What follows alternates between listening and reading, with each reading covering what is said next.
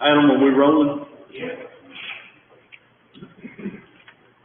All right, I want to call this regular meeting of the Simpson County Fiscal Court to order, and I'm going to ask our road superintendent, Bobby Groves, if he would come and lead us in prayer, and we'll follow that with the pledge to the flag. Thank you, Bobby. Pray with, please. Father, we thank you for this day and for the many blessings you provide us each day and the way you watch over and protect us. We do pray today for our community and our state and our country. Pray you'll guide the leaders of our nation and our community to make decisions and do things in a way that honor and please you. We just ask you to watch over and protect first responders, our military, the men and women that serve our community and our country. Father, we thank you for the blessings you give us each day. We just pray for unity and peace in our nation and our country. Just thank you for loving us and protecting us and providing for us. In Christ's name, amen. Yeah.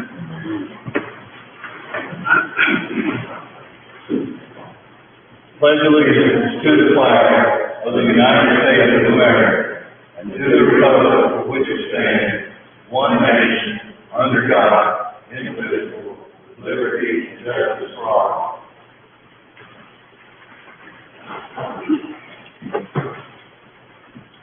Keith, it's good to see you back here with us. Gentlemen, if y'all had an opportunity to review the minutes from our July 7th regular fiscal court meeting, we just need a motion and a second to approve those minutes. Okay. Got a motion by Nate, second by Scott. Any question or discussion? All in favor, aye. Aye. Any opposed? All right. Next, you'll see on the agenda to approve a jail score contract. It's actually two. We actually need to have, we probably need to have three different motions here, I think. Because if y'all recall, we had a contract with Tabitha Boyer at $2,000 per month, and the jail was funding that out of the commissary. So she's no longer going to be in that capacity. So we probably need a motion to terminate that contract. But then we have Eric and Natasha Walker individually. We'll need to make those motions separately. They're going to, the two of them are going to take up what she was doing, and they'll each be at $1,000 a month contract. So there's no net change in the money. The commissary is still covering the cost. So what we would need first is a motion to terminate the contract with Tabitha Boyer and authorize the judge to sign it. Motion. Got a motion by Scott, second by Nate. Any other discussion or question? Am I telling all that correctly, Jailer? All right. All right. All in favor, aye? Aye. Any opposed? All right. Now we need a motion and a second to enter into a contract with Eric Walker for the purpose of facilitating the SCORE program at a cost of $1,000 per month, provided by the jail commissary, and authorize the judge to sign that contract. Motion made. Got a motion by Nate. Second by Myron. Any question or discussion? All in favor, aye? Aye. Any opposed? And finally, we would need a motion and a second to enter into a contract with Natasha Walker for facilitating the SCORE program at $1,000 per month, funded by the commissary, and authorize the judge to sign that contract. Motion by Myron, second by Scott. Any question or discussion on that one? I figured if we wouldn't want to question Eric Walker, we sure wouldn't question Natasha. I hope you're watching, Brother Eric. All in favor, aye? Aye. Any opposed? All right. Next on the agenda, gentlemen, at our last meeting, we had Jessie Gross of Enterprise here. She asked that she come back today, and I said absolutely. She brought a different sidekick with her today, Justin Newberry. And I'll be honest with you, Jessie, we just got the information yesterday that you sent. I emailed it out to the magistrates, and I got them all printed copies. So I'm pretty sure they haven't had a chance to really digest it. But if we've got questions, now would be the time if there's something you'd like to share with us. But my guess is we're probably going to need a little time just to review and digest all these numbers. Well, thank you all for having us. And yes, last time, Jason Coyle, you remember, who is our fleet strategy manager. He came and presented, and then today is Justin Newberry, who would be your account manager moving forward. I come in and find a good starting point for you all. I do a fleet analysis that's both financial and just safety, and then get you set up and started. But then Justin is really where rubber meets the road, and so we can go through. I'd like for him to introduce himself, and then I'd like to walk you through one of those quotes that you've been given, just because it may be unfamiliar. So Justin, if you don't mind. Yeah, my name is Justin Newberry. I'm just really here. I want you all to be able to put a face to the name of what will happen once we get a program up and running and implemented. This is where I step in and continue on with the program and help fulfill the promises that Jesse's made and a lot of stuff that you all have been talking about along the way already. I've been with Enterprise myself and for 15 plus years now. So I've been around for quite a while. I'm an account manager for Warren County, several other counties and cities across the state, and even school districts. So what an account manager does is, like I said, I really look to make sure that you guys are making the most financially responsible decisions when it comes to your fleet. So I meet twice a year, even more if you need it. Come in, sit down in these type of meetings and make recommendations for what you should do with your fleet. From there, you guys still have the ability to do what you want, but I'm here with the backing of data and things that we'll collect along the way to help you guys make those decisions.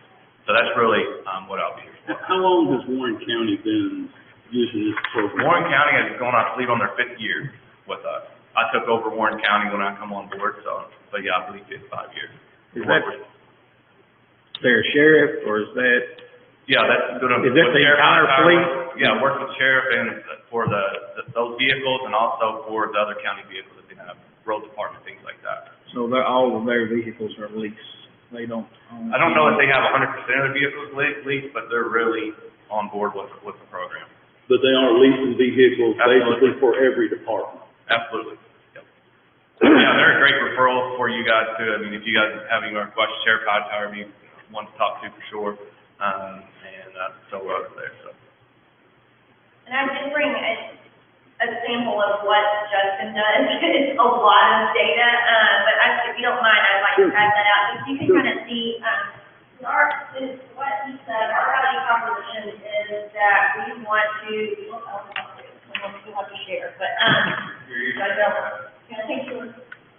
Yeah, there's no need to digest all that right now. This is what Jesse printed off for us, just to show you what, when I do have a meeting with our clients, we bring something similar to this. It's one of the tools that kind of, again, break down the fleet and help you understand more about what's going on. So we're looking at fuel economy. We're looking at maintenance. Again, some of the stuff that Jesse's already talked about. We're looking really about resales. That's where we really shine, is when we go to sell these vehicles for you. So, yeah, what Jesse's passing out is kind of a discussion point that we kind of start off with a meeting. That's the meeting I'm going to have here in a couple of days. So. But that is our goal, is that every vehicle, whether it's on lease, what we would consider to be replaced, like a replaced vehicle, which is what I identify as year one, which vehicles is it most equitable to replace now. But you can still have your own customer-owned vehicle. So you have your vehicle that you still have that are not on lease. Justin is analyzing the whole fleet.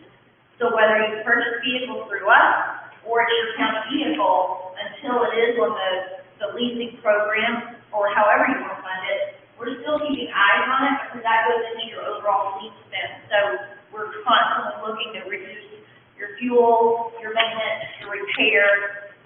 So it's not just buy a vehicle through us and we only look at that. We really look at all vehicles. And that's what that analysis is showing. Can you walk us through one of the quotes? Absolutely. And I don't care, Sheriff, would you rather walk through the Dodge Ram or the Charger quote? Just for simplicity, the Dodge Ram. Okay. So the Dodge Ram quote, so gentlemen, it'll say at the top of your page, 2020 Dodge Durango, not Dodge Durango, Ram 1500 Classic 4-wheel drive,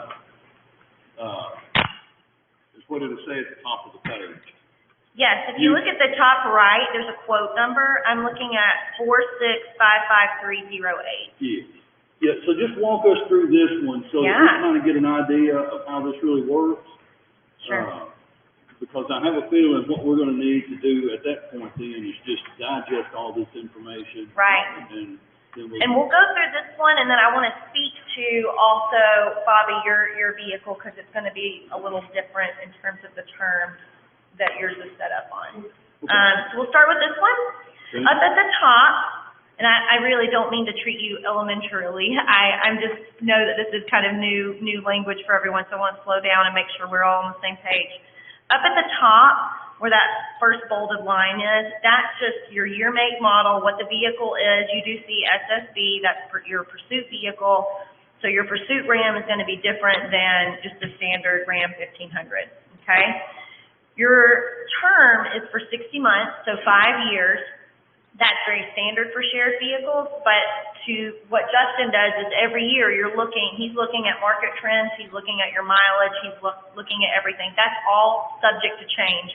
This is just based on looking at the data that the sheriff gave me, based on your mileage and the right time to cycle that vehicle is at 5 years. So at that top line, you have that capitalized price of your vehicle is $38,050.30. We're going to pause there, and I want you to flip over to page 3. So I'm looking at the page that has 2 columns, invoice and MSRP. So your MSRP is your sticker price, invoice is enterprise price. So it's $44,385. Now, that $38.50 is your invoice price minus your incentives and any extra additional enterprise love. That's how we arrived at that number. And this is using your government incentives as well. So this all has all of that already factored into the vehicle price. Now, go to page 2. This quote is going to be a little different because I'm looking at where it has your aftermarket equipment tool. This is, we make no money off of this. This is just a pass-through operational help and support for you all, is that we work with L&W. I got this from the sheriff, an exact invoice, got this from Lance, confirmed over at L&W. This is how much the equipment goes into the cost of that vehicle, $8,165. Now we're going to go back to page 1. Your equipment is tapped into the total cost of this vehicle, so you're paying off the equipment over the lifetime of the lease. Okay, so that way you're not out of pocket for upfront cash on equipment waiting for it to arrive. Whenever we deliver the vehicle to you, you'll remember Jason mentioned this last time, is that it is turnkey ready. So graphics, equipment, everything's ready to go on the vehicle. All right, going down the line, your initial license fee, $23, courtesy delivery fee. Those are all just typical things that that are at some point considered into a dealership purchase either way.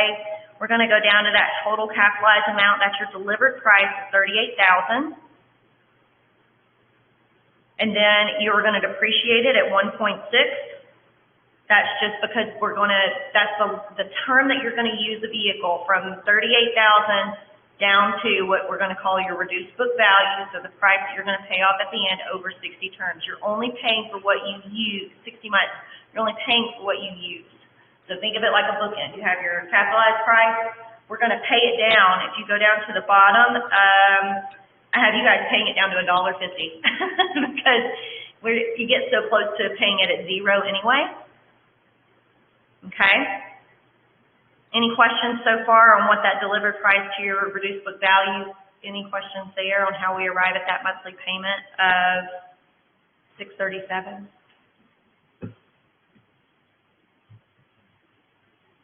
Y'all are smart cookies. Okay. All right. Monthly lease charge. Now, I separated this out, just full transparency. This is where we make our money. This is how Justin and I get paid, and we keep our lights on. That's off of including your management fee and interest. So that's where that 107.31 comes in. That's Justin. Welcome. Welcome, Justin. So that brings your total monthly rent to $744.79. All of that that's in the middle there does not apply to you all because you get tires and brakes at a better price than we can give you just with government pricing. So there's no need for us to put those in there. Your next bolded number, that total monthly rental including additional services, again, $744.79. We've reduced it down to $1. In order for Jason to be paid and us to sell the vehicle at wholesale, there's a $400 service fee. That's typical, that's on everyone. And so the only thing really there to note that's kind of governing these terms are that you're going to go 15,000 miles a year for 60 months. And if that's not what we think it's going to be, then we'll change it after year 1 and we can adjust it. And at any point you want to make your payment less and hold on to the vehicle longer at the end of term, we can extend the lease. I think we talked about that a little bit, but are there any questions? What is the charge if you go over the 15,000 miles a year? You want to speak to that, Justin? That's a good question. There's actually not a charge. So It's not. this is what we call an open-ended lease where there's not a charge for mileage. Part of what I'll do is just, again, if we're tracking 15,000 miles, what we have you set up for, when I sit down and meet with you after 6 or 12 months, we'll look and see where you are on that. And again, the only thing that's really going to affect is your resale at the very end of the It won't affect the depreciation value. No, you're If we going go to, over yeah, 3 times miles, it's not going to affect. exactly. You can drive 30,000 miles in the first year, and what we'll do is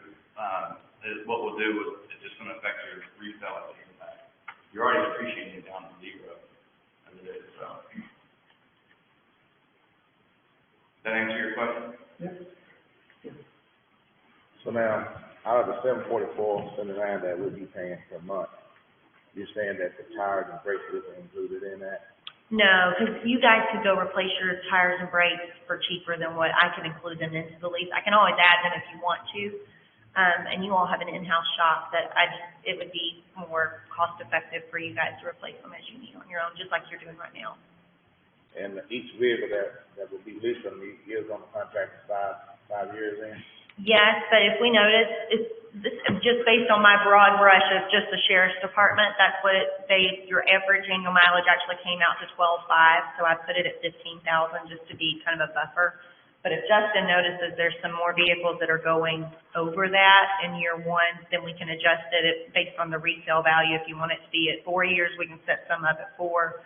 But typically, I haven't really, and Justin, you can correct me if I'm wrong, but most sheriff's departments or police departments stay on 5-year terms just because they're rougher on their vehicles and want to hold on to that equipment instead of replacing it more often.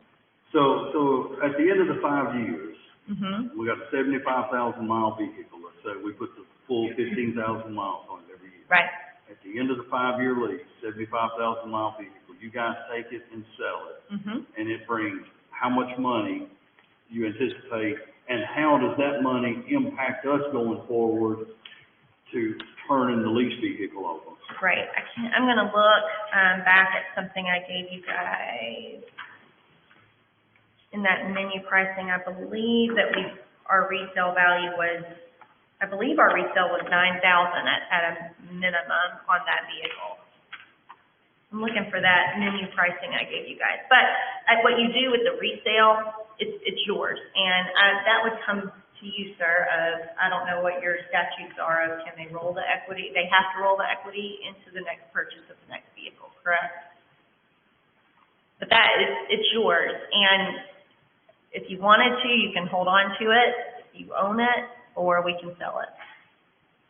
Yeah, if you got a vehicle coming with you, you buy a truck for a car. I'll have these things coming here. Remember that big lengthy time frame we talked about here today? The one car I ordered last year, way last year, I still ain't got it. That's the COVID stuff. Remember we had the one that carried over? Still waiting on it. The two new ones, I got $8,000 budget this year to buy 2 new vehicles. Had ordered it, like on pricing. Remember how we talked about the big hold up on pricing and all this? Right now, I haven't ordered either. I'm waiting on price. But on the one you ordered, what did you order? I'll order a Dodge Charger. Okay. Now, keep in mind, don't get confused. We can use trucks, we can use trucks. We're we're never gonna have all of one particular business. We may have 90% of one. I like Dodge trucks for the deputies. They do better for us. We're able to watch the different duties with those, pull people out of ditches, go through fields when we got.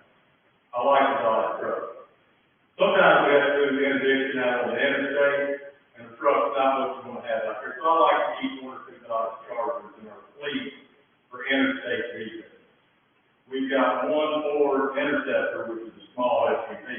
I don't want a lot of SUVs. There's a Dodge, Durango price in there. We might have one Dodge Durango, but, yeah, if you want to know what the Simpson County Sheriff's Office mainly drives, it's going to be pickup. But I don't want anybody to ever just freak out because they're like, well, I've got a Ford Fusion in our fleet. Why would you have a Ford Fusion, Sheriff? Well, we've got guys who've been to the academy, and if I have to drive their own personal car, they're running about $3,000 a year. So I was able to buy a Ford Fusion a few years ago for $17,000. It should last us a good 5 or 6 years. That is an unmarked car, doesn't have any police equipment other than radio in it, for the guys to drive back and forth from Franklin and the academy. Saving us good money, but that's what I'm saying. The good thing with their program, and even if we're not in their program, is each time I purchase a vehicle, it has a purpose. And they'll sit with you and it's for your purpose and let you get what you need to. But there's trucks are making what we want. The reason I'm asking is, I was wanting to know what the price is. Their price is very good. I can see the new price because they haven't given me the new price. I mean, on the one door, what's the price on the one door? It's about what that is. I don't remember off the top of my head. But I looked at their prices versus, basically, they're getting the state contract price the same as we're getting it, because they're getting it for a police agency. So it's always going to be like that. The value of theirs, when it shows like $38,000 for the truck, they've already put in the equipment, and that's about what I figured, about $38,000 for the vehicle. It's about $30,000 for the vehicle, and about $8,000 for the equipment. So hit or miss, it's very close to what I expected. Okay. Sheriff, while you're up, I have a question for you, and I'll get back. No, you're fine. It's 10,000, by the way. I looked at that. 10,000 on retail. And so at the end of that lease agreement, when that vehicle sells, that $10,000 is Simpson County's money to use, whether we just take the money, or whether we keep the car, or whether we roll it over into the next lease. That's where it comes to your, Okay, but my question, Sheriff, is, have we ever sold a cruiser after 5 years? No. And when we typically sell a cruiser, what kind of money do we get out of it? You're not gonna get anything. Like $1,500? I need what we do know is simple fact. I need 23 vehicles to operate out there.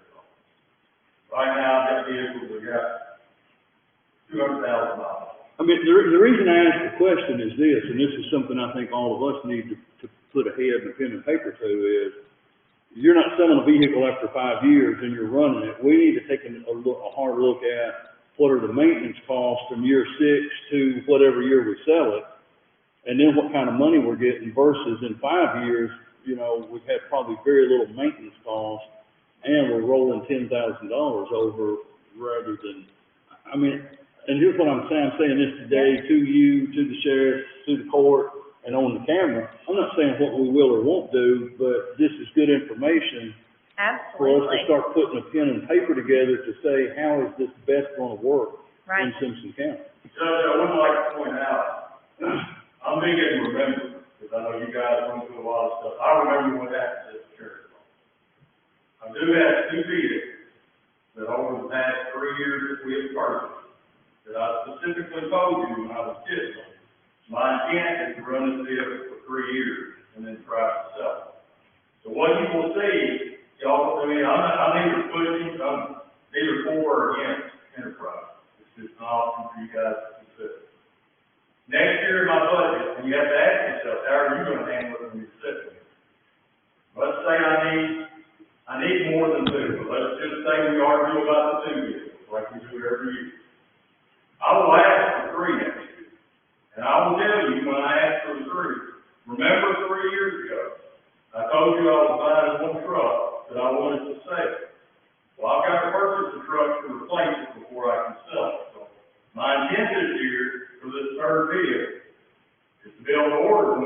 get it, we're gonna sell the one I told you about. And that money's coming back to y'all.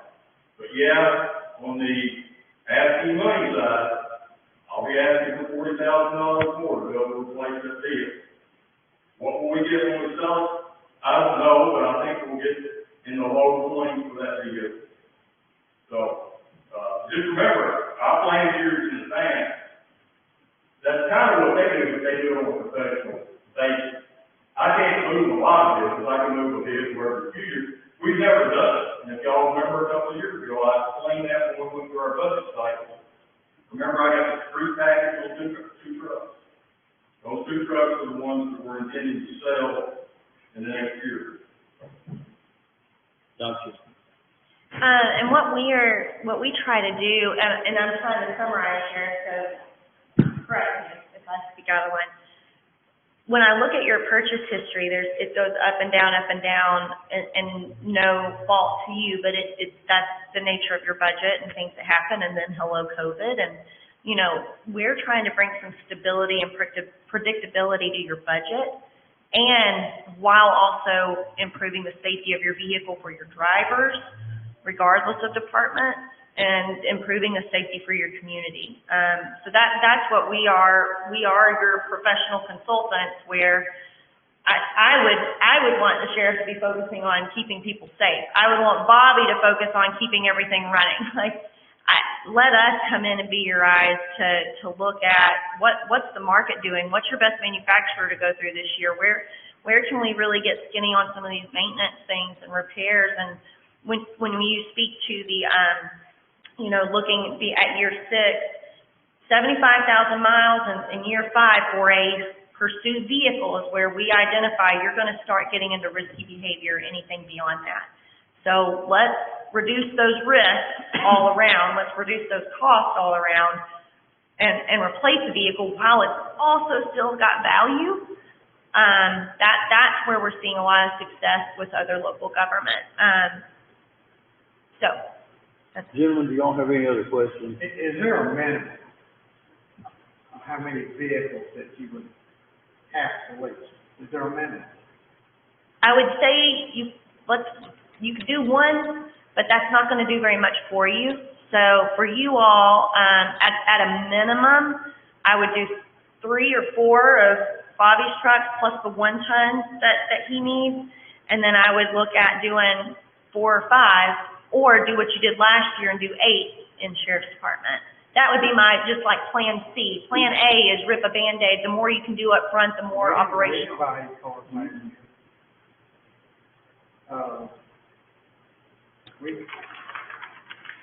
I've been on fiscal court, there's never been probably no more than a couple of vehicles a year. Ball. Yeah.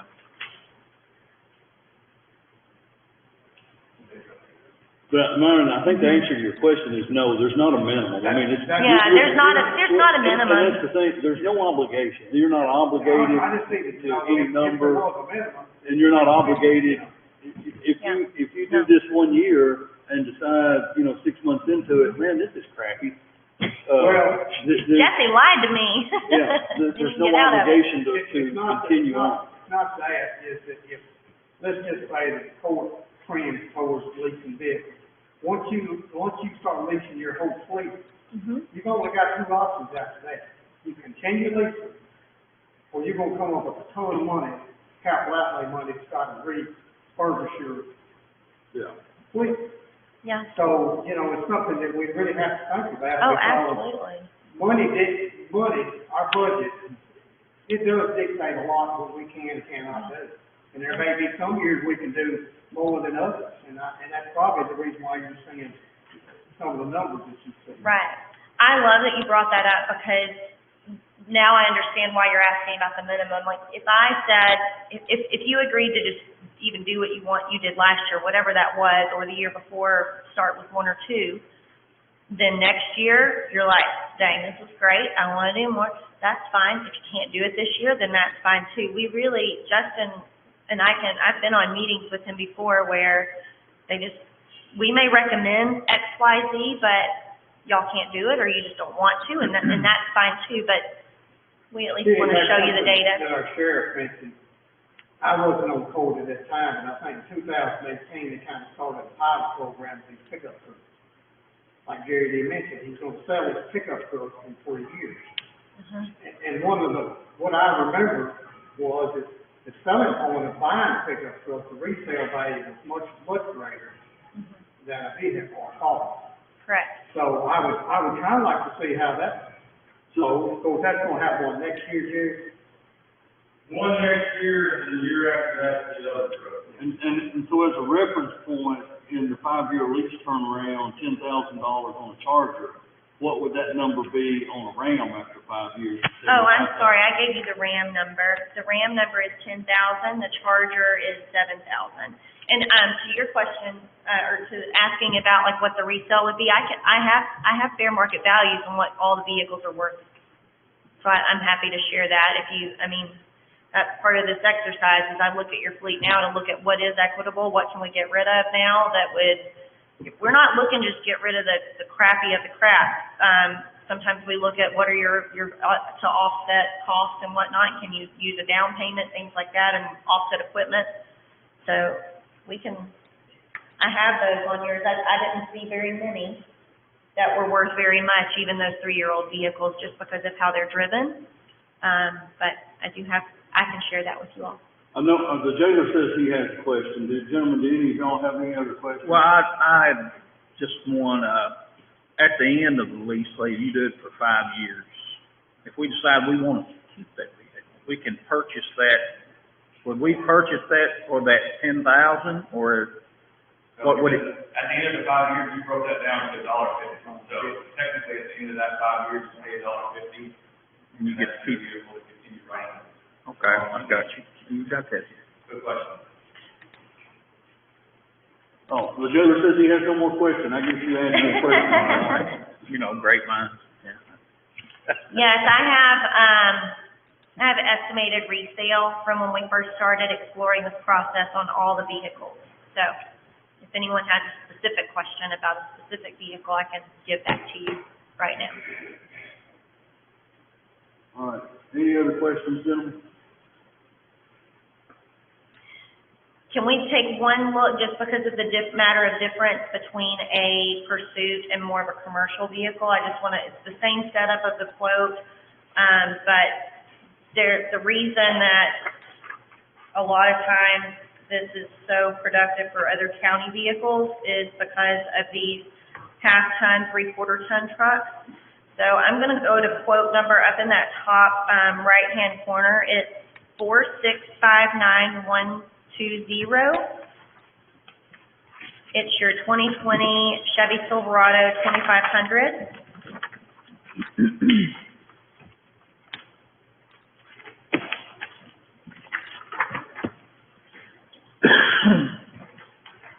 And before we even, I'm going to try something a little different on this one. If you'll go down to the bottom where it's, or near the bottom where it says that reduced book value at 12 months, can you write $26,500 there? That's your resale after year one, conservatively. 26.1. 26.5. So you're saying that vehicle in a 1-year use, you're paying $30,000 for it and getting $26,500 for it after a year. Exactly. So it's cost you $4,000 or $3,600 to have that vehicle for a year. Does the market drive these numbers? I mean, the economy can change and. Oh, yeah, it absolutely could. This has been trending though for the past year, and it's still trending right now, even during the midst of COVID. I reran the numbers yesterday just to make sure that things were accurate. So that number could change one way or the other. I think what you're looking at, what happens at the end is the thing's not worth $26,000, maybe it's worth a little less. And to your point, and to what someone said earlier, you would actually owe this in transparency. If you wanted to sell that vehicle after 12 months, you would owe the difference, say $3,000, you would owe the difference. But the other option is we run it another year and pay it down a little bit further is another option. So it's really all flexible. And again, part of that's what I do is I bring these ideas to you guys when we sit down at a meeting like this and say, hey, this truck here, I think we should run it a little longer. It's not sell it yet. But a lot of times like you mentioned, your half-ton trucks, your regular kind of work vehicles, the months, I would love to buy a $10,000 truck personally. I mean, 10,000 mile truck, and after 12 months, you know, and spend a little bit more. You know what I mean? So that's where it comes in. We're not gonna take your city truck and we're gonna sell it to folks like you and I. We're gonna love to have that truck. Right. But, yeah, good question. That will fluctuate. I would say the other thing too is we're really conservative in what that final number turns out to be too. We wanna make sure there is a little bit of a gap at the end to where if it's not worth as much money that we can either run it a little bit longer, or it might even be just a break even. Right. You will always be equitable, or well, I should say always. Our goal is to keep you positive equity at all times. Justin's held accountable to that.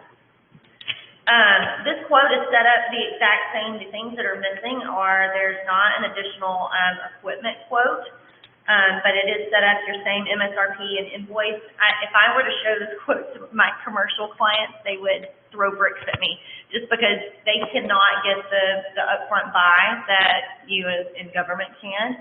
But pairing that again with our resale is where, I mean, I showed you guys the cents per mile. It's a 10 cents difference over the lifetime of that vehicle per mile to operate it. And we look at the data to say, is this real?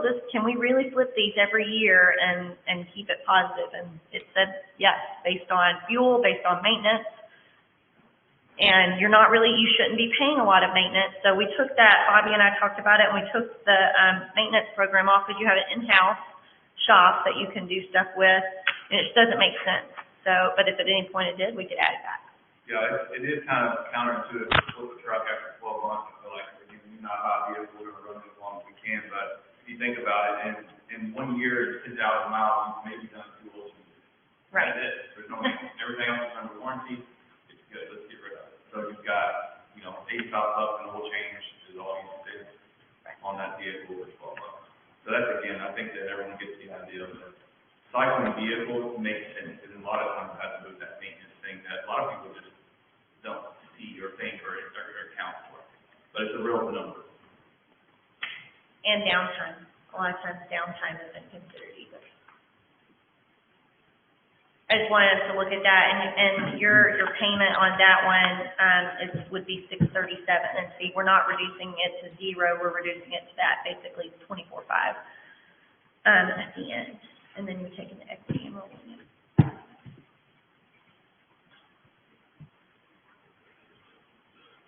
It's a lot of numbers. Does anyone have any more questions? Now, I don't know if I did or if I didn't, I can't remember, but I can send you guys, like, the past 10 years, how much money we spent on vehicle year over year for the past 10 years, and how much money we spent on maintenance on vehicles the past 10 years. Yep. I sent it to you? I don't have it with me, but yeah, I've seen it. I thought I sent it, but I can resend it if you want me to. And you can always keep doing exactly what you're doing. We talk primarily with about leasing just because, for one, given the trucks that are in your fleet, and what the market's doing and the budget limitations, especially for your sheriff department, leasing from my perspective makes sense, but you could always still pay cash as well. Like, we don't discriminate towards your funding. And you can also keep doing what you're doing in terms of the number of vehicles you're replacing. Do it through us. Let us manage it. Let us make recommendations for you, and let us work with you. That's kind of our. I would challenge you to be a little more open-minded. There is an alternative way. That's why we're working with so many already and got so many on the books, especially this year because of the situation with COVID. People are getting a little more creative in how they allocate their funding and do more with less. And that's kind of, did you share with them, Judge, the budget tool? I did. I think Okay. I forwarded your entire email to them yesterday. And you can look at these, you can play with the quantity and it shows you, but I have it even just theoretically, and you don't have to do this yet. It's just an example. But your Ram 1500s, if you've got 2 of those, 1 Dodge Durango, 1 Pursuit, and then 3 of the 2500s, your total annual cost, and that's, including your maintenance or not maintenance, but us watching your maintenance is $60,000. As opposed to what, you pay what, $40,000 for one? And then after, once you have the equity that comes back on those 1-year flips, then you're only out $46,000. And obviously, the more that you have, the more equity you can roll. But that's the way that works. It's doing more with less. All right, we'll get all this digested. I'll get back with you soon. Thank you. Thank you all so much. Thank you, Judge. Yeah, absolutely.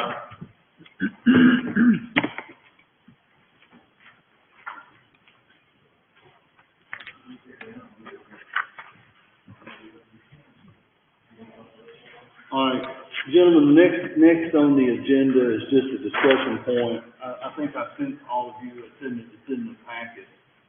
We're getting several calls, code-related issues, how we're handling them, what we do. Primarily, we've been, and I don't know, Sheriff, is Carter sitting up there anywhere close? Carter, there.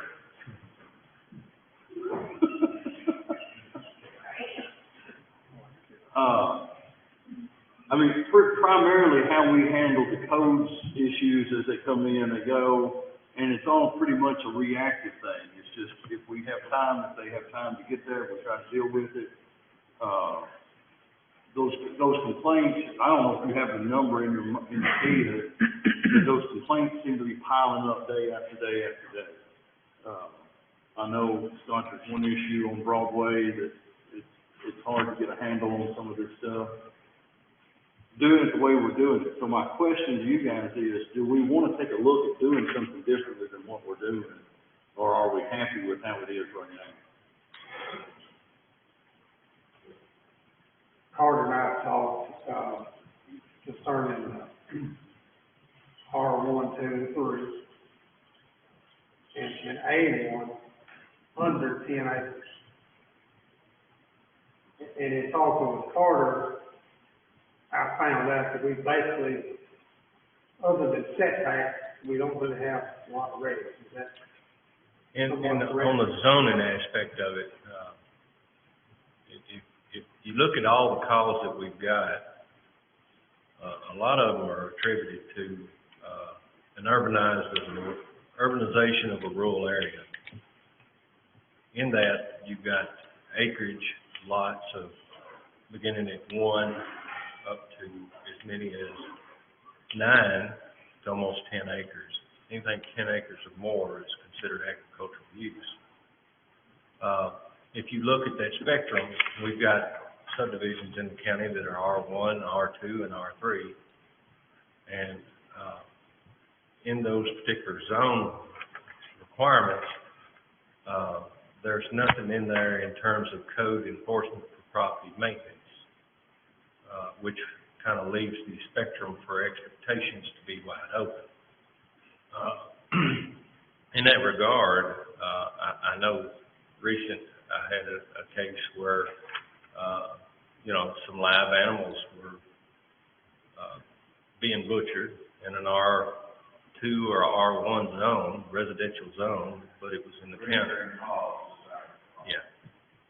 And it can get out of hand really quick, and I was referred to the Department of Health, and I was referred to the Wildlife, Department of Agriculture. At the end of the day, I ended up putting a notice together and going out and delivering it. And then a month later, it came back up. And that's just a case in point. But all these, to sum it up and summarize it, and I had this brainstorm last night thinking about this, all these reports that come in are residentially rooted in an ag zone primarily. Some are in a subdivision that has a zone of R1 through 3. Meaning that if we condensed it down and just looked at that group and said anything 10 acres or more is considered agricultural, we very rarely ever get a call that falls into that category. It's everything down. It could be in a rural village district, which, by the way, we have 7 in the county. It could be in a ag zone but it's residential use, meaning it's 1 acres on the average to maybe 5 to 8 acres. And the rest of them are primarily, when you condense it down further, they're oriented in a residential zone, 1 through 3. So when you look at that, if we tried to control it from approach from zoning and said we included something in this particular zone, let's say it's R2 in the county, then we included in there that the property maintenance code that we have is enforceable, and we could probably create language in that respect and put it as part of the zone regulations, which allows Article 11 in those same zone regulations to enforce it. That gets more into a view that, okay, you're going in a residential zone, you're going to build a house, or you're going to build a house in a ag zone that's 5 acres. These codes apply, not only the setbacks do, but these property maintenance codes apply as well. We can get on the front side of it when we issue a building permit to a lot of these properties, and there are some properties that where you have mobile homes involved. They're on 1 acre. They're primarily were located there years ago from a conditional use standpoint, and they've changed hands 3 or 4 times, and the conditional uses are dissolved at that point because they go with the owner, not the property. Getting these mobile homes off properties is a case in itself. However, it's pretty easy to push if you have a zone regulation that requires that property, that mobile home be gone and can't be rented, okay? Now, going forward, we don't allow mobile homes on a 1 acre lot, period. We don't allow anything less than 10 acres now. Unless they have 10 acres or more, that's the way a mobile home or a manufactured home can be located. Majority of the code enforcement issues are around those type of things, where a conditional use was issued years ago and located a mobile home, it's become rental property, and usually that dictates that it's just a matter of time for somebody a mile down the road is called about the atrocious shape this property's in.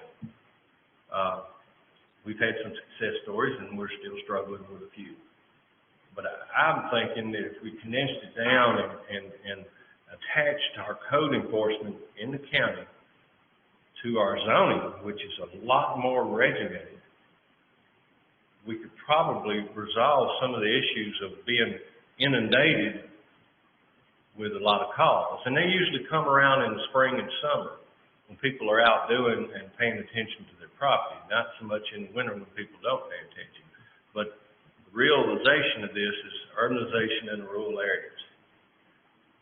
You know, the expectations that people have when they come in and build a house and spend $300,000 to build a house, and down the road from them, a mile away, they have to look at this piece of property that is a nuisance in general. And our code enforcement property maintenance code ordinance isolates that nuisance.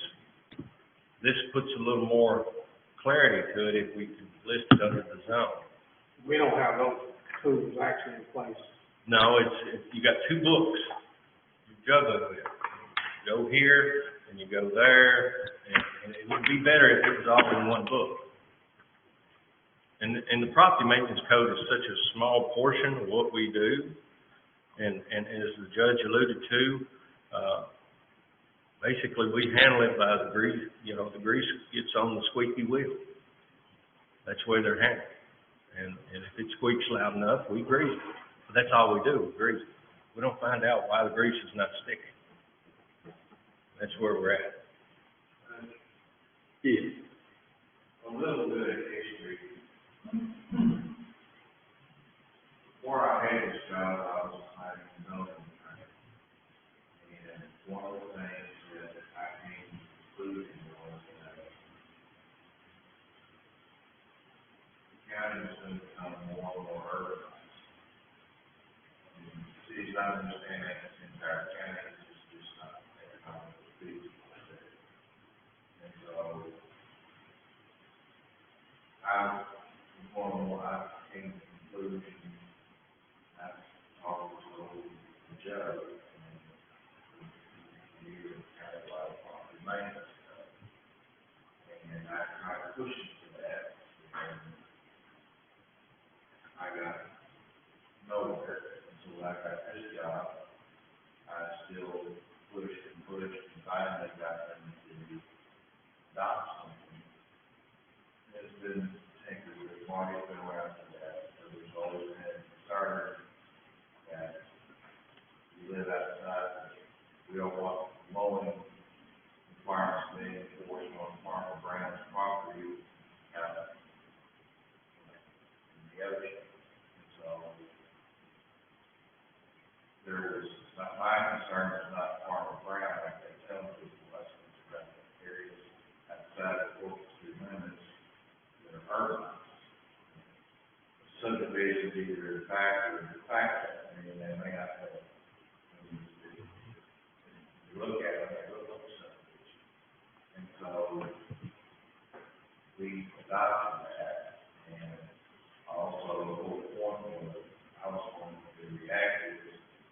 City oftentimes is proactive, they go around trying to, you know, that, we kind of information, the needs and the, there are different goals in life, because you have different people, different forces, and so we have departments, so the whole point was probably made some people do about this, about issue one property, file a lawsuit, and but that doesn't get you to the point. So I think you're right. Because I told people the longer we go, it's not now, 5, 10 years, 20 years from now, the urbanization process is just going to continue. This problem is worse and worse. So I'm just telling you, I don't disagree with what you're saying. I think there's a way to try to exercise this. And that's what we do. And when you call about all of these things, I can only imagine being a neighbor to that. You know, that sort of thing. I mean, if you do it out your personal business, you know, it wouldn't carry over. But if you're living next door to somebody, you know, everything's important. And it's not even hot the other time, it's like the middle of summer. I'm sure that's nice. It's, and I think that that's probably what you're asking for, is not a. Well, I think maybe there's something being missed here. It's not a question of whether or not we need to implement the zone regulation changes in urbanized or subdivided areas.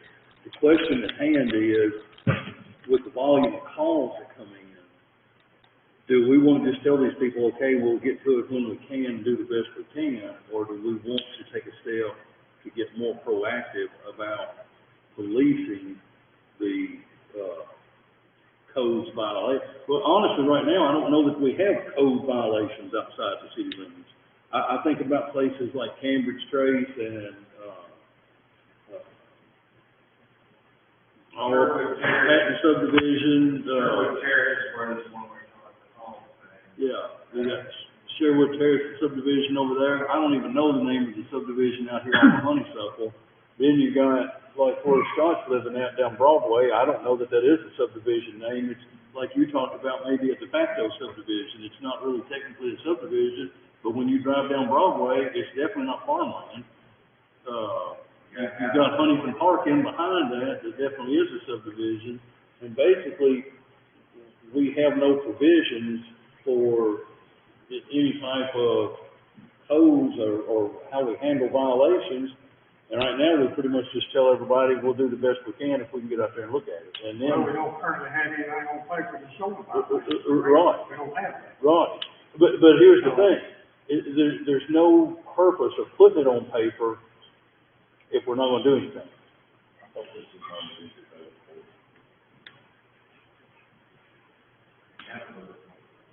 Code enforcement board. We made code enforcement board, so that we could issue violations. Before we could not, because we did not have a board to do it. Now that we have that, we can join the city, yes. That, and then we'll correct it. Correct. So what codes do we have in place then? Outside of what the property maintenance code is, which is a separate document in an ordinance,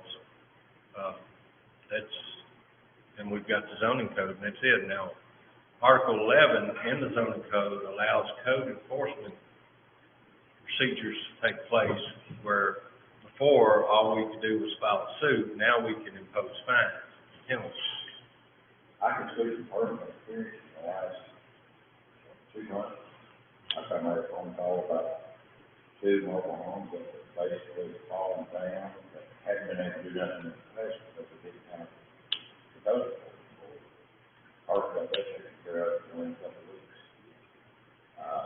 We had another issue with a guy that was trying to sell her meeting on his property, and I got, yes, I got a trailer with my car, just have people living in it, and that caused me, or we got that taken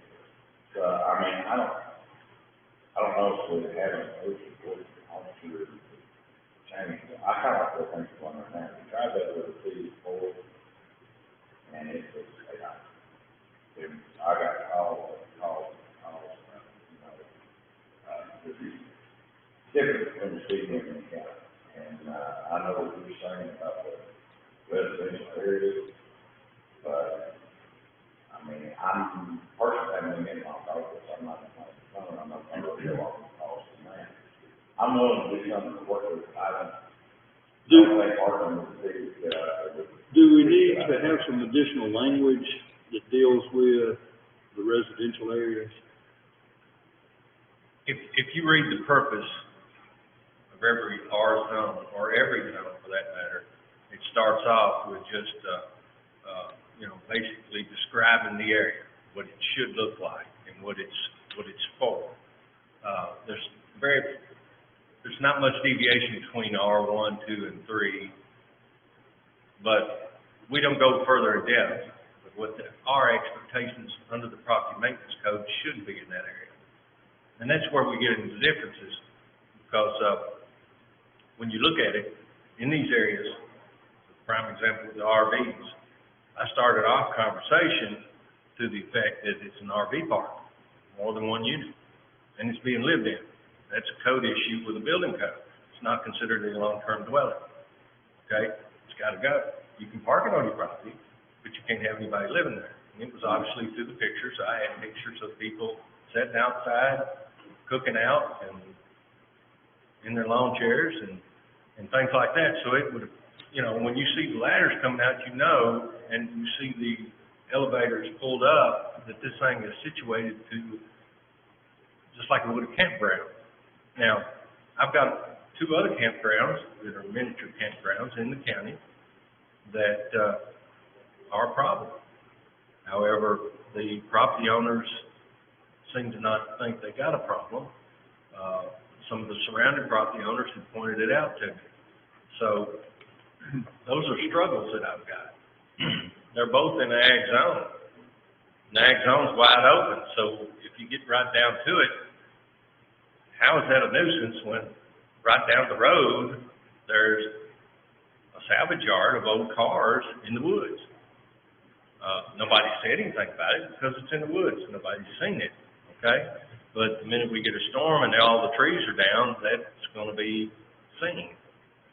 And I guess my point is, in the ag zone, it's a whole lot easier to forgive those things than it would be if you had a residential zone per se, or a rural village district per se, in an ag zone that you've got properties that are closer by. People try to take care of them closer. And an old abandoned barn. I'm just waiting for the call to come up one day about an old abandoned barn, which has always been a part of Simpson County's landscape in the rural areas. But some people that move from California or wherever may locate on a 5-acre parcel, build a $300,000 home, now they got a problem with a barn up the road. I'm just waiting for that call to come out. It hadn't come yet, but we're due, okay? And how we tackle that is just, I'm at the opinion that, you know, in the process, and we hadn't got there on any of these cases. I've got 16 on the flow chart that I monitor on the matrix. I call it my radar. Some of them are closed, some of them are open, some of them are reopened, okay? They're problem areas that are in the county. I try to maintain that and keep a record of what I did last time. I try to keep it from having to go before the code enforcement board, because then I have to have their permission to start levying fines and penalties. I don't really want to go through that, because that's a whole nother ball of wax, steps and procedures that have to be done that I really don't have the time to do. I would prefer that we try to put some more language in our zoning and focus in that direction. Gives me a little more teeth that I can quote from in notices I send out to get more attention applied to it, to keep it from having to go to the point where it gets before the zone. Can you get that together so we can review it? I can. Okay. So that would make it easier for you. You could handle it better. I can handle it more efficient. Right, without having. Well, let's do that. Let's get that language together so we can review what we're looking at, and we can go from there. You know, for example, in the residential zone, you're only allowed 2 cars. Cars parked in the yard, and all these other cars that you would have parked around are prohibited, basically. On-street parking is prohibited. They have to be in the driveway. So a typical 3-bedroom home is liable to have 2 cars. That's by design in that zone. What this allows me is a code enforcement measure to place in there that, you know, multiple cars on given nights, and it allows me multiple sheds on that lot and coverage. And it gives me a whole more bigger picture to be able to not go around and find these problems, but when they're called in, I can react quicker, and I've got more meat and potatoes put into the notice I send. But if these are cars that people own, that they drive, if they have 3 or 4. That gets into another issue. You got to find out if they're licensed. Exactly right, but I mean, Operable. if they don't have weeds growing up their own, Yeah. you would think, But they use those. you could go to a house and it'd be more than 2 cars there. Yes, you can. And like, you don't want it. But, getting back to a scenario you painted about this whole barn.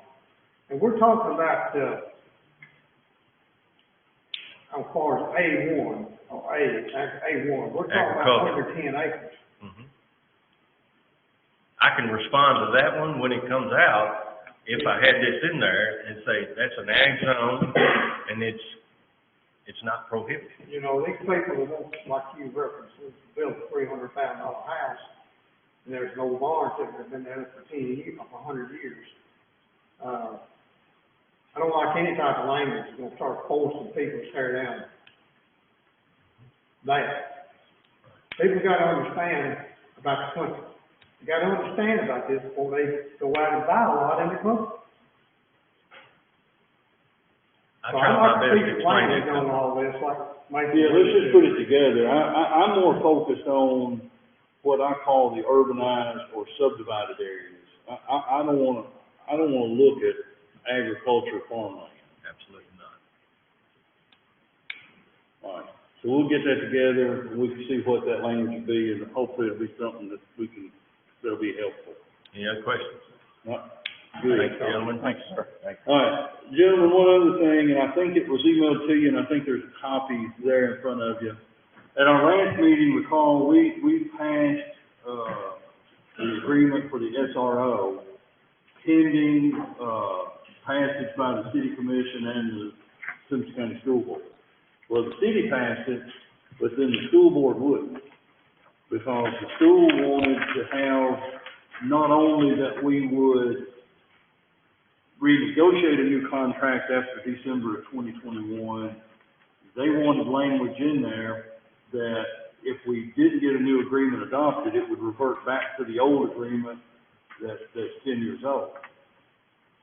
The sheriff and I talked about it. Really, there's no net change in what this is as far as what our obligation is from now till December of 2021. And this agreement clearly says in paragraph 5 that the term of this agreement shall commence July 27th of 2020 and end on December 31, 2021. So this agreement will be over with December 31 of 2021. The school just wanted the language in there that it would revert back, and I tried to explain that it doesn't really matter if that language is in there, because the agreement will never revert back to that original agreement. A new one will have to be, taken, put together, but they wanted the language in there. Sam, I think, has looked at it. It's not really that big a deal. The sheriff, it's no net change to what we're doing between now and December 31 of 2021. The biggest issue will be, we will have to negotiate around about this time next year, July, August of next year, what the agreement will look like going forward beginning January 1 of 2022. How long does the CSC pilot program last? December 31 of 2021. So if it reverts back to that's what they're saying, if it doesn't, you can guarantee that $125,000 a year. No. If they want to revert back to the original contract.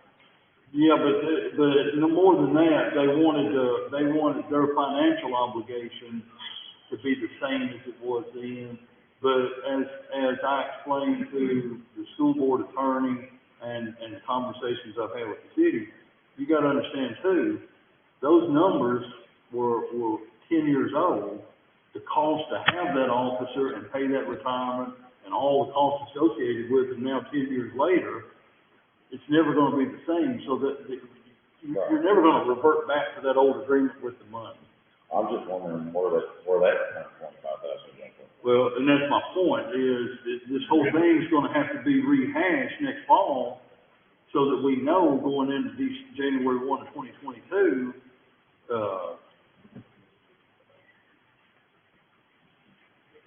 where we're at. But they wanted this other language in. Sheriff, you were good, right? For this through December 31 of 2021. I'm good with that contract till that date. I can make no obligation on the sheriff's office in after that date until I know what the figures are. Right. And the figures are all up to y'all. Y'all are the ones that make it. We'll be okay with that contract. We are getting ready to start school. We've already put things in place to do it. I'm good with that contract. I'm not pushing that at you. I'm just saying, at the end of that day, until it gets, and the people that figured out, Mason, McKinney, and the school board, and what that contract is. And the truth is, here again, all we can do today is pass this agreement, authorize me to sign it, pending passage of the city commission and the school board. The city may be the one that would balk on this, although they have verbally said they'll go with it, and we'll just have to renegotiate next fall. It's not gonna bind us, that's Texas language, it's not gonna. This contract ends December 31, 2021. Well, where is the language that they want to add?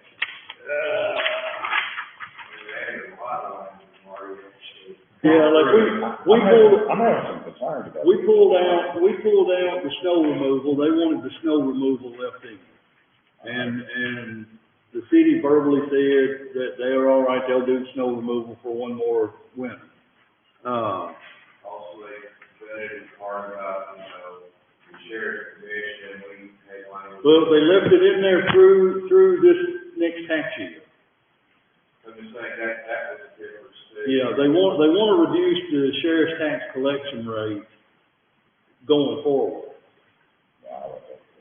Yeah. Well, actually, statute, it is what it is. Statute says, as the Attorney General's opinion says, it's the actual cost. It's not, and so sheriff is reimbursed for his commission for collecting actual costs of the site, social monthly and lane making proposition, and it is the bid, you know, the sheriff says this is how much it costs, so I need split costs. The school can ask the locals, break down the percent and costs of taxes, and that's what he is commission, that's but I'm just saying, so this has always been a point of contention, going back, well, before Sheriff Hobson's tenure, all the pressure between the school and sheriff's office about. And I also explained that to the school board attorney, that if we leave it like this, we're good through December 31, 2021, but just like Marty said, I told him, I just plainly told him that if that rate gets cut and it's not financially feasible, we may not be able to do this.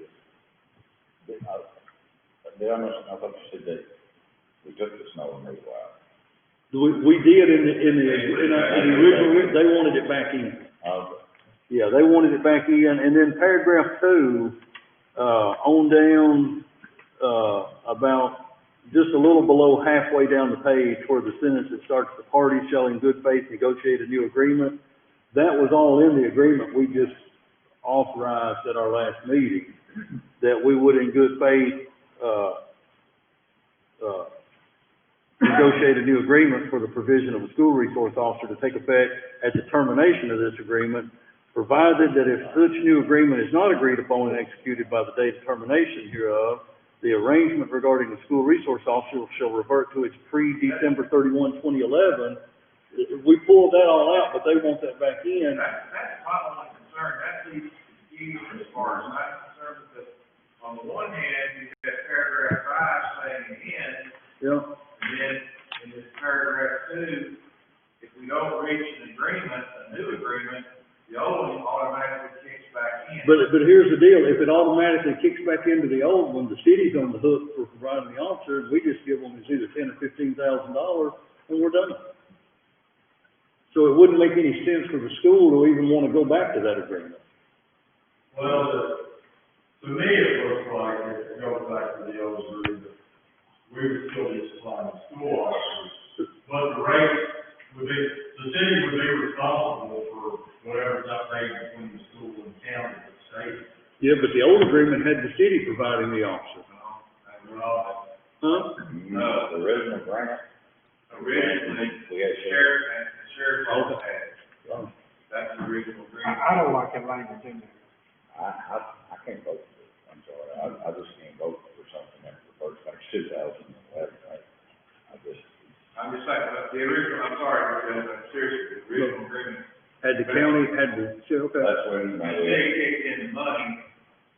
city kicked in the money, we provided the sheriff's deputy, that changed a few years after that, the original agreement called for the sheriff to provide the person. If I remember right, this is another grant. Jenny Starks is there. Yeah. And we had a grant there, and that's why it's under the sheriff's office in the beginning, and that grant lasted for like 5 years. And then they decided that wasn't working as well, so the sheriff said, one go with the city. And they did that for a while, now it came back to the sheriff. If you want to go back to the original one, pre-2011, it would be the sheriff. I just don't, I don't like voting for something that says we're gonna work back to something that happened 10 years ago. Yeah. I'm just. Yeah, and I pointed it out, I don't know why the school was insisting upon. And I can't imagine that the city is gonna vote for something that reverts back 10 years. I just can't imagine. I'm just thinking of confusion, one paragraph says terminates, and another one says it does, and I'm just. Not clear. My thing is, I think that we should work with the school to provide an officer. I think we all in good faith understand that next fall, late summer, fall, we're gonna have to negotiate a contract because this tractor supply pilot deal is over with. That's another thing, that $125,000, if you revert back to that, then. Yeah. Are they gonna go to the industrial board and say, we want that $125,000, too much things, but I mean, mean, we've all- we need a resource officer. I mean, here's all I need to hear is what the favor of the court is, because we've already signed an agreement that we're comfortable with, and the city has signed it. The city passed it at their city commission meeting last week. I'm good with that agreement, So, not good with this agreement. I move, if you need a motion from Ms. Ann to say that I do not agree with it, or. I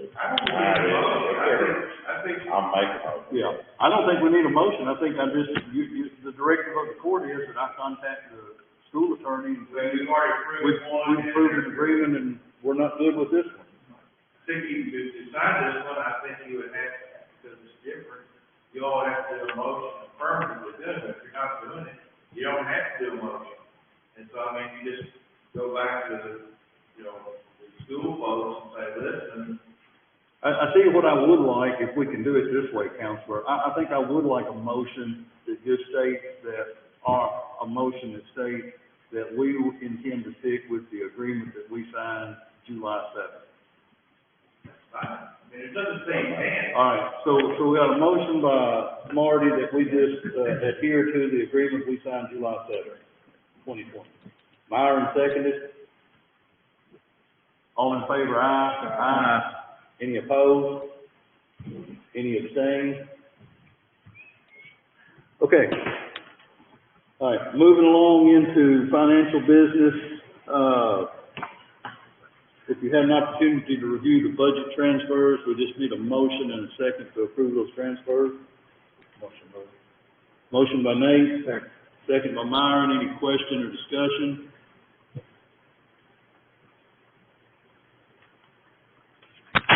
All in favor, aye?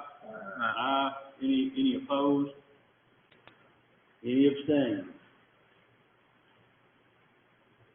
All right. Next, gentlemen, is, to review, if you had the chance to review, is to approve a cash transfer of $15,000 from the general to the jail. Obviously, we're in a new budget cycle. This is all money that's factored into the budget at this point. I assume, Jayla, you've seen the email that I sent you, that we're operating under POs, this absolute necessity items. We're reviewing that, we're keeping a track, Nicole and Michelle are both doing a good job of tracking what our cash balance is at any given moment. So, we're doing everything we can to monitor spending, but. And we did not do $40,000 that you all transferred, or you all sent back last week. But now, with this transfer, which we do receive $8,000 in benefits, so it'll be $15,000 less than $8,000. We're hoping by the 31st, we'll process payroll. This is for payroll. Yeah. So we have not had to make any transfers yet, but it will be that $40,000 that you all approved at last meeting, but right now I'm looking at about $7,000. And we still on the transfer location. But it is for the July 31 payroll. Is I know we're new in the budget, but the reduction, state inmates, is it, Well, and that's why we're trying to make sure that all the purchases are on an essential basis Yeah. due to that. if we stay on this track, we're gonna be considerably under revenue, if we stay on this track. We're hoping so, that's what we're doing. We're trying to make sure purchases stay at Well- essential basis, but we do have purchases that we are kind of authorized. I think as of yesterday, we have 194 state inmates, And the class two money was about $58,000. and we've got, And then let's do budget. the reason I say that, our budget is based on 260, so, I mean, we're tracking right now on what we, And the down that they have right now, but, we still have to pay all those inmates, all the food, medical, utilities. but is it going down? They base that pricing on what inmates we do have, so. All right, well, I would have to have a motion and a second to approve this transfer. No more, Mike. Second. Motion by Myron, I heard Nate, make the second first. Scott, any other question or discussion? So the motion was by Myron, the second was by Nate. All in favor, aye? Aye. Any opposed? Any abstain? All right, next, gentlemen, if you had the opportunity to review the bills and claims, we just need a motion and a second to approve those claims. Motion by Myron, second by Nate. Any questions, discussion? All in favor, aye. Any opposed?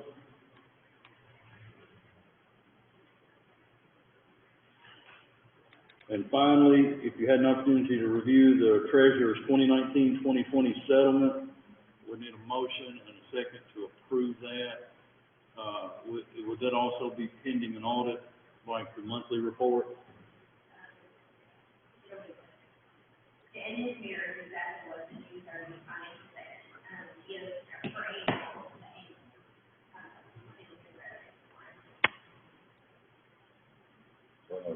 Motion by Marty. Second by Scott. Any questions or discussion? All in favor, aye. Aye. Any opposed? Any abstain? All right, we'll move on to reports. I have a few things to discuss real quick. I think I told most of you, most of the magistrates when I come in, but for those of you here and the press, the city has called and requested this morning that we cancel our, noon joint meeting today. So, you don't have to come back, Keith. Then on your portal, I'll hit this real quick. I got a request for support money to the Down syndrome. I thought I would let you guys look at that. If that's something that you feel like we want to do, we will. I don't want to arbitrarily make those kind of decisions or determinations. I don't have a problem with that. I don't even remember if they even had a request amount or. They've got, They've got a whole list of, yeah, from like 100 to 5,000 or Yeah. something like that. I wouldn't have a problem with $1,000, but I want to make it very clear this is only year by year. Yeah, yeah. That's entirely up to you guys. This is one time. I don't know, I can't say how often they've made this request. I don't recall getting this request last year. Never were talking this request. I don't recall seeing it last year. I don't recall this. Did we cut out the whole harbor and, or did we still get that? Yeah, they've not requested any money. What was that? Oh, The Hope Harbor, yeah, they've not made a request. I really don't have a problem with this, I do, just give them something open, do something open. If I really don't have a problem with it, I'd just rather get something locally, something local. Yeah. Well, I think this is the South Central Kentucky. I think folks from Franklin are involved in this. If we're putting the Franklin off, How much do you budget for? We didn't budget anything. I thought you said. No, No, that was Hope Harbor. Yeah, Hope Harbor, they've not made a request in the last few years. But no, this is not a budgeted expense, which is why I didn't want to just arbitrarily say, hey, we'll send them X amount of dollars. That's up to you guys.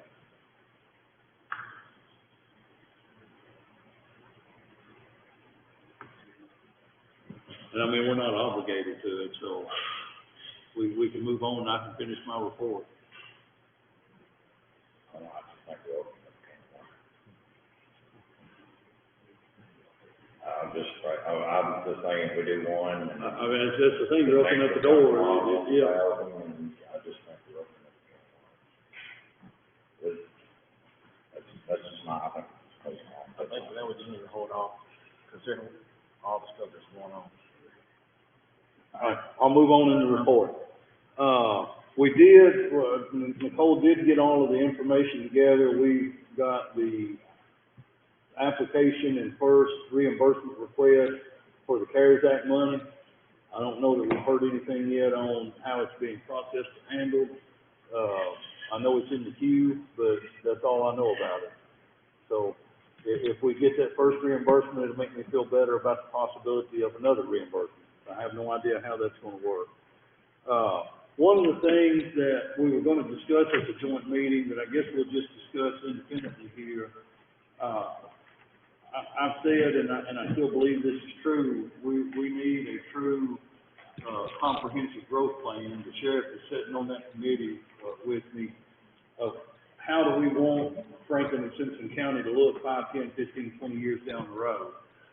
One of the things that has happened with kind of this boom in housing and development is we have a lot of developers that are coming down from the north and up from the south that's wanting to do development work here, and quite honestly, they can dot all the i's and cross all the t's as far as planning and zoning regulations, but it doesn't mean necessarily that that development's going to be something presentable. So the discussion come up that we maybe look at having a development design review board, that as more subdivision development, happens, that even though they meet the criteria of the planning and zoning regs, we put together a board that would review the aesthetics part of it. Because honestly, if, let's say we have a developer coming up out of Nashville, let's say, what they want is to make money. They're not gonna live here, they're not gonna look at what they put in day after day. They come here, they've done this, they meet all of the requirements of planning and zoning, and then we could be stuck with looking at something that's horrible. Well, it doesn't look horrible, but that subdivision I run looks more months. It doesn't look good. But, I mean, but it has no sidewalks in it, they got a light pole in the middle of the street, there's no way that subdivision should And happen. there's sidewalks going all the way down South 31W with nothing there. But in that subdivision, there's nothing. We need something, because like you say, that developer coming in this project. And I thought those houses, when they started out, were being 125, 130 range, now they're up to 180, and still doesn't count it. It's just a safety issue when you live with that many houses. But like I say, I put a street with a light pole in the middle of it, it's just, I'm going there, 31 north. So again, really, this is just information only, but in premise, you guys are okay if we put something together, and y'all can take a look at it, here's what we're gonna do, and we'll vote to put it in place. But I think we need a review board from the simple fact that, I mean, here's the thing, here's the bottom line. If we had the land mass of, say, Logan County, we might not be as concerned about what pops up here today. But we're sitting on I-65 with Nashville and Bowling Green both coming at us, and our land mass is fairly small. We want to make sure that what gets dotted on our map is something that is presentable to this community. So what's your reference to subdivision development? Not an individual. No, this would be more of a design review for subdivision and business development. Yeah. We don't care what, you build your house, whatever you want to build it, but we want to make sure that the entrance to a subdivision is a presentable situation, that the configuration of that makes sense, so that it's not just. I didn't want the public to get confused that they're gonna build a house. No, we're talking about development review, not individual structure review. All right, so then,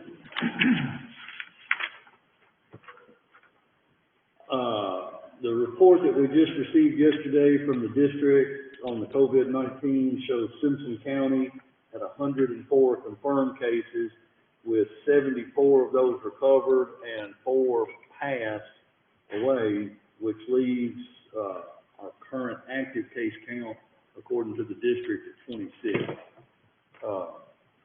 So that's where we're at on that. Then, y'all recall, we agreed to jointly fund with the city and the industrial authority and the chamber, and we signed some type of cooperative agreement with the other counties of the Brad to jointly fund this small business development center to operate back open in Western. Well, we finally have 2, this will be released later today, that we put 2 business coaches have been hired to work with the area small businesses. And so now, small business development is gonna have a resource right here in our area without having to travel to Lexington. So they got that all put together finally. And that's all I've got. Myron? Nothing today. Scott? No, sir.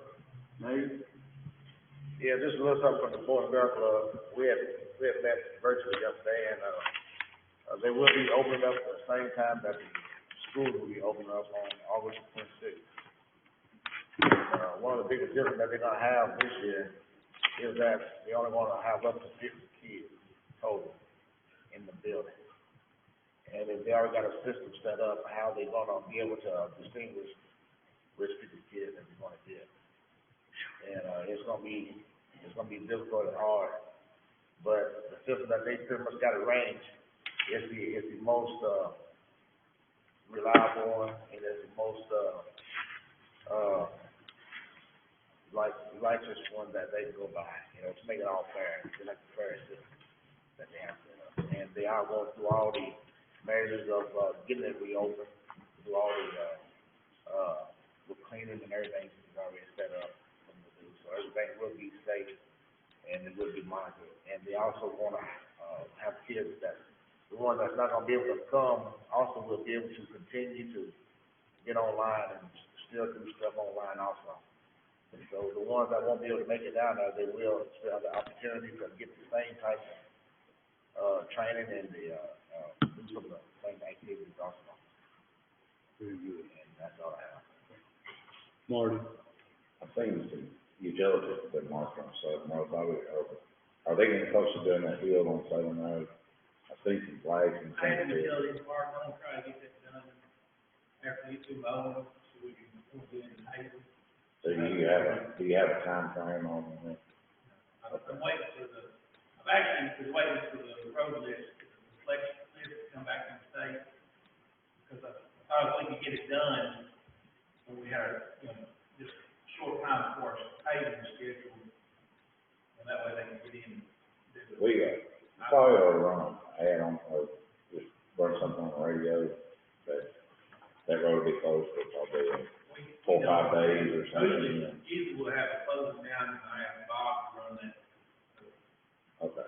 whatever that location you call it, where you call that area. The one call, yeah. Okay. Cam? Go ahead. Well, I got ambulance coordination noon and other things. Counselor? I don't think I had anything. Sheriff? No report, sir. Jailer? Just speak up right here. Okay. I just wanted to run by y'all, or run this by you. We, monitoring our expenditures and stuff like that. We put this off for 3 years, but our, control room has got to be revamped. We've all talked about this. We're gonna try to get the IT grant in, it's there, we've just been holding off. But they're gonna start next week, so. But you've already got the money to cover all of that, correct? We don't per se have it, you'll get it first. Well, that's what I'm saying, we don't, I mean, it's. It's there. It's there. That's all gonna be done through that grant. Right. That we put in the budget. Right. 100%. Yes. It should be. It's right there. I think we figured what, 68? It's the phone contract grant. Yeah. And we're gonna be somewhere right there at it. So, I just want you to be aware this is coming, it's gonna be a big expenditure, but the money's gonna be there to cover it. I just want to point it out. Money's gonna be there, or money is there? It's there. Okay. Okay, it means it's there. I understand, but she was saying, well, she was saying it's gonna be there. I was just wondering. Is it in the conservation account now, or is that where it's coming from, or you all had to check? No, it will come directly, it'll come directly to the general fund, or, I'll have them make it straight to you.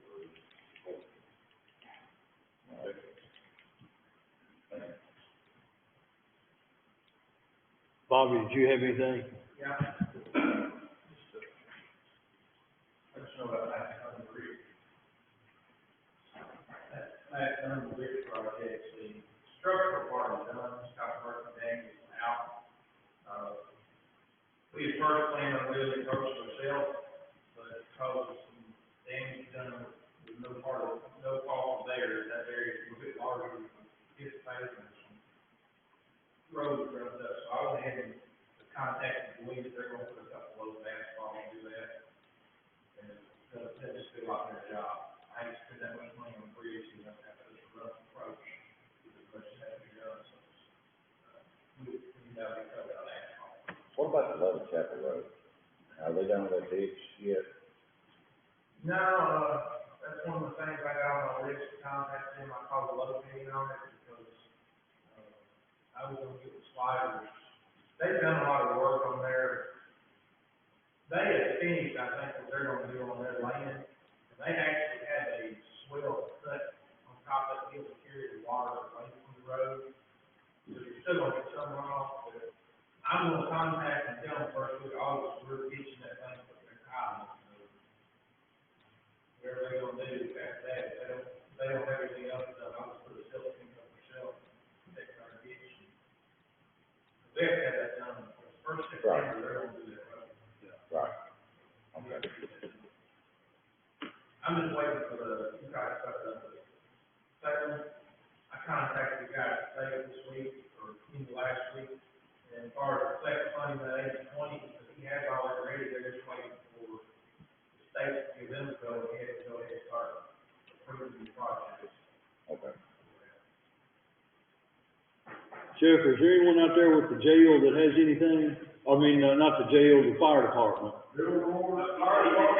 Okay, well then I know we got Bill on the agenda, so we're ready for our maintenance supervisor. Yes, sir. Gentlemen, on the portal, you got your proposal for the group down at the jail. We budgeted amount of $31,950. If you look at the proposal, he went ahead and gave it the discount, that was the whole group.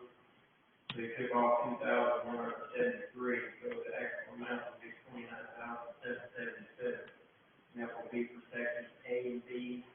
That's with the 100% silicone, the gecko, and all the itemized stuff that's on the proposal here.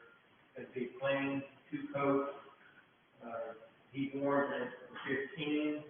The only reason is the manufacturer actually had 50-year warranty on their product, but Tim said that he only actually seen it on the roof 10 to 15 years, so he was fine with giving us a 15-year warranty on that roof after he gets it coated. So, really today, unless there's more discussion, I just need a motion, and a second by Carrie for us to go ahead with this proposal and for the judge to sign. Motion by Marty and second by Nate. Any other discussion or questions? All in favor, aye? Aye. Any opposed? Thank you, Bill. All right, I do need to have a brief executive session, regarding personnel discussions or hearings which might lead to the appointment, discipline, or dismissal of an individual according to KRS 61.810, paragraph 1, paragraph L. Did I get a motion? Motion by Scott, second by Marty. All in favor, aye? We'll take about a 5-minute recess and convene